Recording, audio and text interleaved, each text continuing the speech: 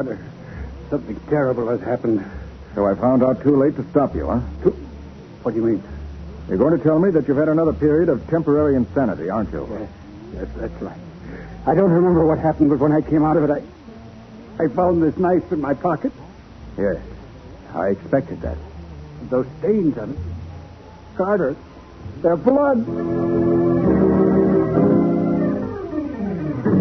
Now for the case of the Barefoot Banker. Today's adventure starring Lon Clark as Nick Carter, brought to you by new post-war Old Dutch Cleanser.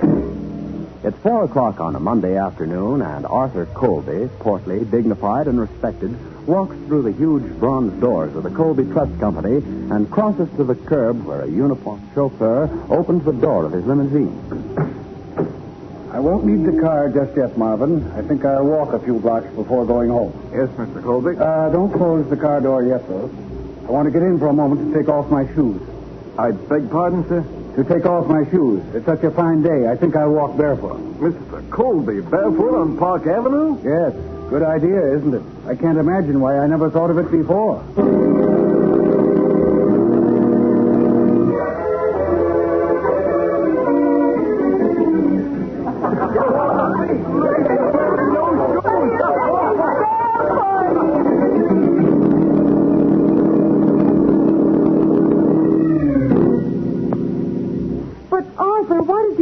Such a thing. You, of all people. I tell you, I don't know, Ron. I can't even remember it.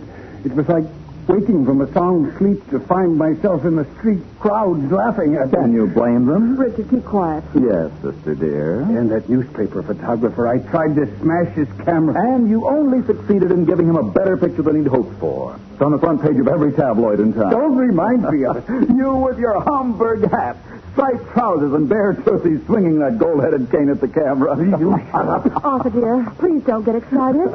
We'll all forget that it ever happened. Yes, why don't you relax, old boy? Here, have a cigarette. One of those Turkish atrocities of yours?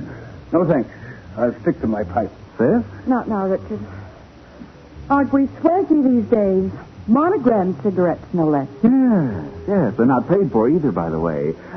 Could you let me have a couple of hundred, Lorna? I'm stone broke. When are you going to quit sponging on your sister? Well, if you'd make me a decent allowance, it wouldn't be necessary. Richard, you should be ashamed. Arthur's done a great deal for you. I know. And he never let me forget it. Well, if you don't like living in my house... Oh, but I do.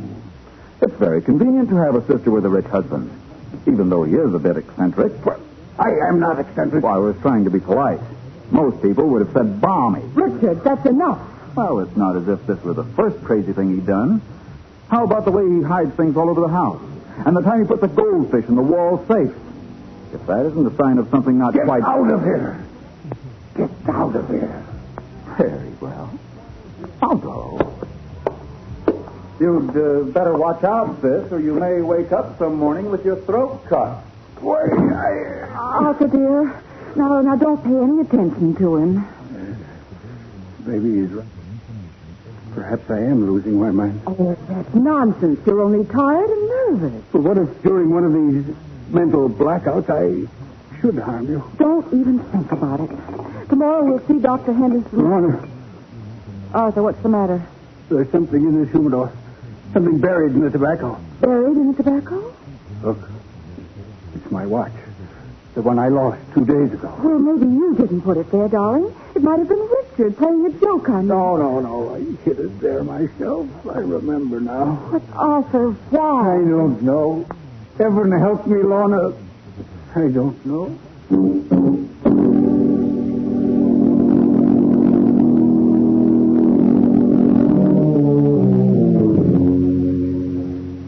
I should like to buy a knife. Yes, sir?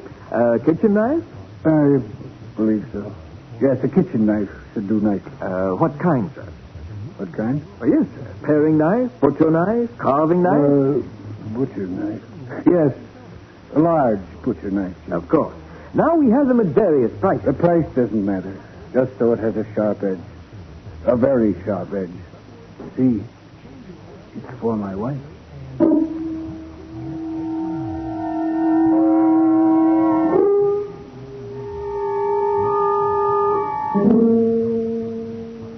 And that was the knife they found under your pillow, Mr. Colby. Yes. I don't remember putting it there. I don't even remember buying it. And you want Nick to protect your wife against what you might do in the future, Mr. Colby? No. No, I told you all this, Carter, so that you'd understand the circumstances. What I want you to do is find the sum of money I mislaid during another of these spells. Oh? How much money? $20,000. Wow. Quite a bundle. When did you lose it? Yesterday. Teller at my bank said I drew a personal check for $20,000 at about 2:30. And did you? I examined the check this morning. It's my signature, all right. But you don't remember signing it? I don't remember anything from about 2 o'clock until I arrived home at 5. Go on. The bank guard saw me leave the building at 3, but where I went or what I did, I don't know. And you don't know whether you were robbed or lost the money or gave it away. I'm more inclined to think that I hid it somewhere.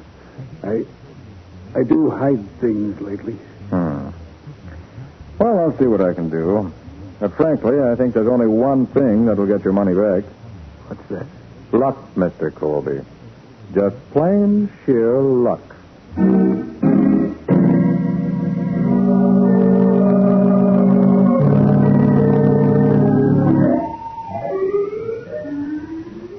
Patsy, there's something wrong with Colby's story somewhere. Huh? What do you mean wrong? Doesn't ring true. I'm no psychiatrist, of course, but I've always understood these mental cases followed a definite pattern. Well? The pattern isn't right.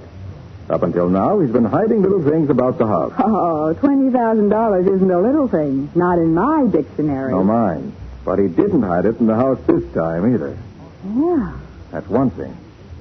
And this business of buying a knife and hiding it is completely outside the pattern. Do you think he's lying? Well, it certainly doesn't make any sense that he should try to railroad himself into an asylum. Unless what, Nick? Unless he's planning something big. And all this is just a build-up so that he can plead temporary insanity. You mean something like murder? Well, could be.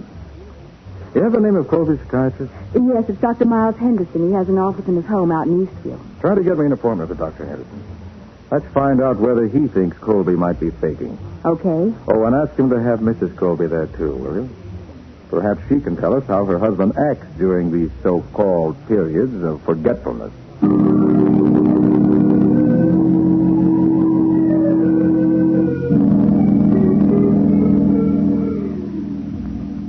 Why did you ask me here, Mr. Carter? Has Arthur done anything violent? Oh, no. No, Mrs. Colby, nothing like that. Yes. And just what is this all about? I'm coming to that, Dr. Henderson. You see, Mr. Colby has retained me to recover some money he thinks he's hidden and forgotten about. Is that so? How much money? $20,000. $20,000? Yes. He said he drew it out of the bank during a period of amnesia yesterday afternoon. And he didn't have it when he got home. Why, You are going to say something, Mrs. Colby? No, I was surprised, that's all. You shouldn't be. I warned you that his condition was getting worse. Will you have a cigar, Mr. Carter? Oh, no, thank you. I believe I will. A rather large knife to use as a cigar cutter. Oh, I don't think so. I picked it up in the Orient several years ago. Oh, I see. Yes. Dr. Henderson, you've been treating Mr. Colby for some time, haven't you? Only about 2 months. At first, he complained of headaches and absent-mindedness. Then he began to find his personal belongings in odd places with no recollection of putting them there. Well, how about these periods of amnesia? They started 3 weeks ago, and they're getting progressively worse. At first, he did silly things, but now his actions are becoming more ominous. Such as buying that butcher knife and hiding it under the pillow, you mean? Exactly. For her own safety, I've been trying to persuade Mrs. Colby that her husband should be placed in an institution. And I can't believe that's necessary. I won't believe it. Not Until it's too late, perhaps. Richard keeps at me about it, too, until sometimes I think I'll go mad. And who's Richard? My younger brother. He lives with us. Well, I'm afraid Richard's right. He isn't right. You know what he's thinking of, Doctor. Money. Just a minute. I'm afraid I don't follow this. I love my brother, Mr. Carter, but I know his fault. He thinks if Arthur were in an asylum, I'd control Arthur's money. I see. Huh. Tell me, Dr. Henderson, have you ever observed a case quite like Mr. Colby's before? In my own experience, no. But the pattern of behavior is not really unusual. That's what I was really wondering about. Up to this point, Mr. Colby's condition corresponds exactly to that of a French editor, described by a Dr. Wilhelm Schweigert in his book, Psychopathic Phenomena and Aberrations. Well, this other case, did it start and develop in the same way? Step by step, they are exactly similar. That's why I'm so positive Mr. Colby should be confined. Why? What happened to the French editor? He murdered his best friend.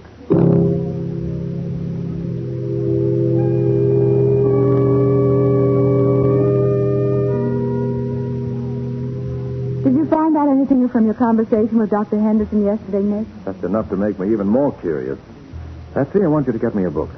It's called Psychopathic Phenomena and Aberrations by a Dr. Wilhelm Schweigert.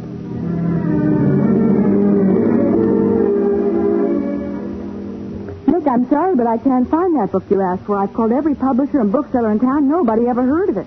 I don't think there is such a book. Oh. In that case, Patsy, get me the County Medical Association.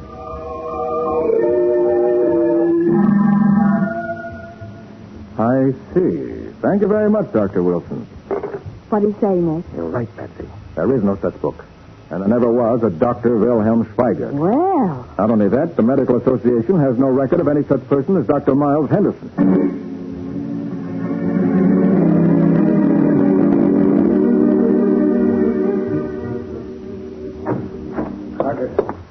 Carter, you've got to help me. Something terrible has happened. So I found out too late to stop you, huh? What are you talking about? You're going to tell me that you've had another period of temporary insanity, aren't you? Yes, last night. I started for my club about 8, and I don't remember any more until I awakened in my own room this morning. And during this so-called period of forgetfulness, what did you do? Murder your wife? No, thank heaven Lorna's all right. But look what I found in my pockets this morning. Why, that's Dr. Henderson's paper knife. I saw it on his desk yesterday afternoon. Yes, they must have been there last night. And these stains on the knife. They're blood. That's what I mean, Carter. I'm afraid I killed the doctor.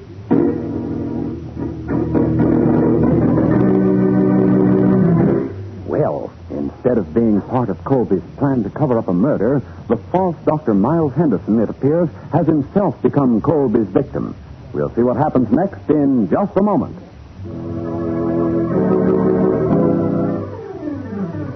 Now, back to the case of the Barefoot banker. Today's adventure with Nick Carter, brought to you by new post-war Old Dutch cleanser. When Arthur Colby recovered from his latest period of amnesia, he found in his pocket a blood-stained paper knife belonging to the man who called himself Dr. Miles Henderson, psychiatrist. Nick and Patsy have gone to Henderson's office in his suburban home to see what really happened. Well, Patsy, he's been stabbed, all right. I'll see. You know, with this sort of a wound, it's strange that Colby didn't have any blood stains on his clothing. Maybe he was wearing something else last night. Oh, possibly. Huh. Must have talked for quite a while before the killing took place. Huh? What makes you think so? These ashtrays. One on the doctor's side of the desk, and another by the chair at this end. Judging by the amount of that... What's the matter, Nick? Patsy, these are cigarette ashes. So what? Colby smokes a pipe, and the doctor smokes cigars. Oh, but Nick, where are the cigarette stubs? There aren't any. No. At first, I thought Colby was framing an alibi. Now, I'm beginning to wonder whether someone isn't framing Colby. What? You mean Henderson might have been stabbed by someone else? Someone who smoked cigarettes? Exactly. Oh. There must have been something unusual about those cigarettes. Otherwise, why would the stubs have been taken away? Well, maybe you can tell from the ashes. Here, wait. Here's a few shreds of tobacco. Good. We'll take them down to the police laboratory for analysis. Okay. Is there anything else to be done here? Now, I want to take a look in this filing cabinet, labeled Case History. See if I can get the names of some of Dr. Henderson's other patients. I'll get a pencil and write them down for you. That won't be necessary, Patsy. Huh? Looks as if Colby was the only patient our fake doctor had. You mean the file is empty? Not quite. Look what I found here. It's money. A lot of money. Certainly is. I think we found out what happened to Colby's $20,000.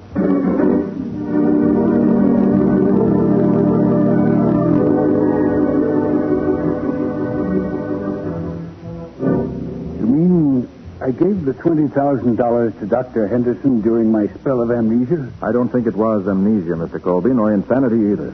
Carter, what are you driving at? Tell me, how did you happen to start going to Henderson? Why, I met him at the house one night. Who brought him there? I don't know. There's a big party. Many of the guests were strangers to me. Friends of Lorna's, friends of Richard's. Go on. Well, Henderson mentioned being a doctor and a psychiatrist, so I told him about the headaches I'd been having. He suggested I come to see him the next day, and I did. And that's when your real trouble started, wasn't it? Yes, those headaches were the first symptoms, he said. What kind of treatment did he give you? Why, the usual routine, I suppose. I'd talk about my problems, and he'd explain the hidden meanings in what I said. Wasn't there ever anything else? Well, sometimes he'd give me a sedative first, then he'd talk to me until I fell asleep. He said it relaxed me for the actual treatment. Ah, yes.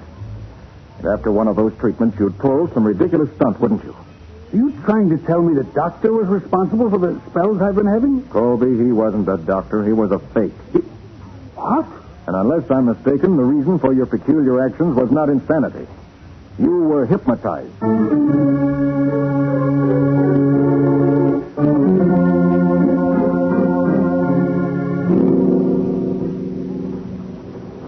This is the garage, sir. My room's directly above. And if anybody had taken one of these cars out last night, you'd have heard it, wouldn't you, Marvin? Yes, sir.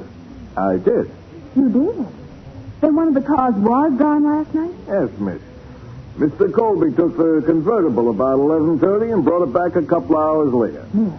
According to the medical examiner, that's just about the time Henderson was killed. How do you know it was Mr. Colby, Marvin? I know the sound of the motors, sir. It's quite different from the other. I didn't ask about the car. How did you know Colby was driving it? Because it's Mr. Colby's personal car. But you didn't actually see him. Why, no, sir. That's what I wanted to know. Thanks, Marvin. Well, Nick, what now? We're going up to the house, Patsy, for a little friendly conversation with a killer.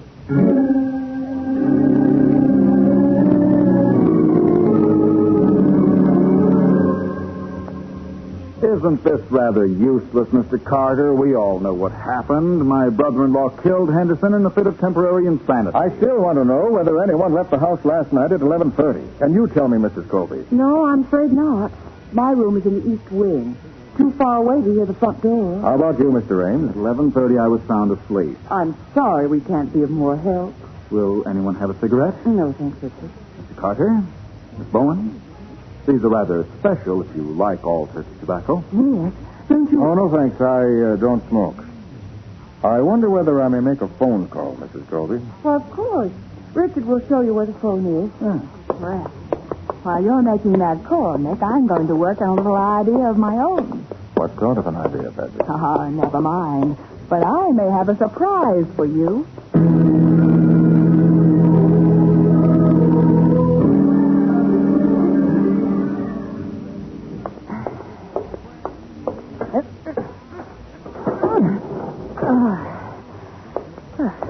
I hope Marvin doesn't come in the garage and catch me snooping around Mr. Colby's car. He might think I'm stealing it. But there must be an ashtray in the car. And if there are any stubs from those special cigarettes in it, the kind Richard smoked, it'll prove who took this car out last night. Yeah. Here's the ashtray. Oh, darn it, it's empty. Going for a ride, my dear? Mrs. Colby, I thought I'd like to watch the detective at work. So I followed you. Oh, well, that is Nick's the detective, not me. I just wanted to see what it felt like to sit behind the wheel of such a beautiful car. Do you like it? Oh, it's wonderful. Why, how funny. What's funny? The rear view mirror. I can see through the back window perfectly. That's what rear view mirrors are for, isn't it? Yes, but Mr. Colby is tall. If he'd driven this car last night, the mirror wouldn't be adjusted to fit me. Get out of that car. So I was right. It was Richard. How clever of you, Miss Bowen. But I can't let you tell anyone what you've learned. Mrs. Colby, put down that ring, please. Nicely done. The skin isn't broken. Her hair will cover the bruise. I'm afraid your meddling has caused an unfortunate accident, my dear. So foolish to start a motor in a closed garage. People die that way.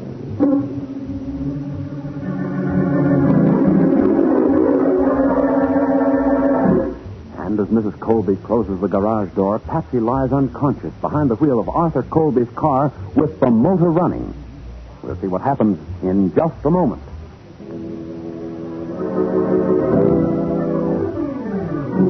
Now for the conclusion of the case of the Barefoot Banker. Today's adventure with Nick Carter, brought to you by new post-war Old Dutch cleansers. Leaving the motor of the husband's car running, with Patsy slumped unconscious behind the wheel, Lorna Colby closes the garage door and starts toward the house. Oh, just a moment, Mrs. Colby. Oh, Mr. Carter. I've been looking for you. You have? Thought you might like to know that your brother did not kill Henderson. Well, of course he didn't. My husband... No, Mrs. Colby, and not your husband either. You killed him. I killed... Oh, well, that's utter nonsense. I don't think so, and you're not leaving me just yet, Mrs. Colby. Let go of my arm. You took your husband's car and went to see Henderson late last night, didn't you? No, I didn't. You called with him about the $20,000 he stole from your husband. I don't know what you're talking Then you about. picked up the paper knife from his desk and stabbed him. That's not true. It was Arthur who did it. Remember the blood, Mrs. Colby? The blood that stained your dress? No. I found that dress with the blood stain still on it. You're lying. I burned it this morning. Thanks for the confession, Mrs. Colby. Perhaps we'd better drive down to headquarters now and make it official. It was a trick. You didn't know anything. Oh, yes, I did. But I had no proof until you gave yourself away. Come on, let's go. No, not to the garage. I'm going to let you drive me to headquarters. I won't go in there. I won't. Oh, yes, you will. Wait till I open this garage door. Let me go. Let me go. Where's the motor of that car running? I don't know. There's someone in it. No. Good heavens, it's Patsy.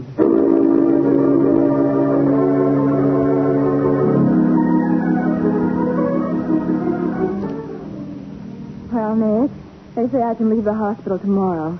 Isn't that wonderful? Wonderful that you're alive, Patsy. Another couple of minutes in that garage, and you'd have been my late lamented secretary. Oh. Well, I'm sure glad you came along when you did. But tell me, Nick, how did you know Mrs. Colby killed the doctor? I knew because Richard smoked Turkish cigarettes. But the laboratory analysis of those shreds of tobacco in Henderson's ashtray proved that they came from some ordinary popular brand. Oh, and that eliminated Richard. Yes. Colby smoked a pipe, so he was in the clear. So it had to be his wife. I don't follow that, Nick. Couldn't it have been some completely unknown person? But you're forgetting that the knife was found in Colby's pocket. And outside of Richard or Colby himself, the only person who could have put it there was Mrs. Colby. Well, yes, but what was behind all this business? There's a plot to get control of Colby's money by having him put in an asylum as a homicidal maniac. Mm-hmm. That's why Mrs. Colby hired Henderson, an ex-vaudeville hypnotist, mind you, to pose as a psychiatrist. And by putting Colby under hypnotic influence, Henderson could make him do peculiar things the next day and then forget all about them. He could and did.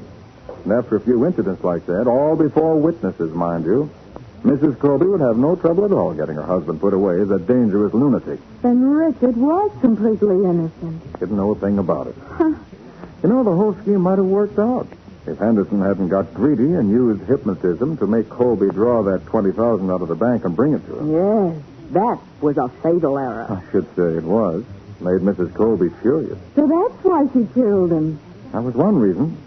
She also saw a perfect chance to get rid of the only person who knew her plans and at the same time put her husband in the asylum as a homicidal maniac by putting the blame on him. What a dirty frame-up. Oh, by the way, Patsy, you get 50% of the fee on this case, you know. I do? Mm-hmm. Why? Because you caught the killer before I did, even if you didn't know it. Well, I hope I never catch another one. Catching criminals is awfully hard on the head. This is the Mutual.